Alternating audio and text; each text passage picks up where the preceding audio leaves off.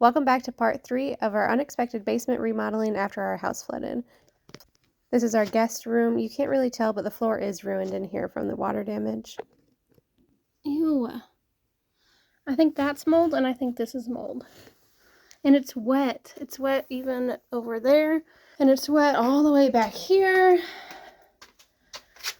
And it's all gross. Who does this?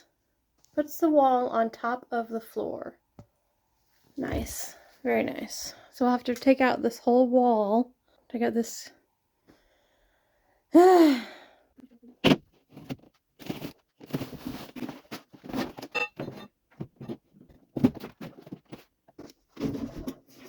brought my husband in for some heavy lifting and electrical work.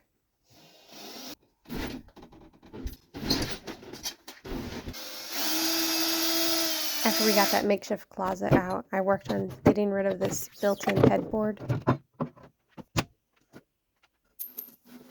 Of course, it left 1,000 holes in the walls, so I had to prep it and get it ready for painting.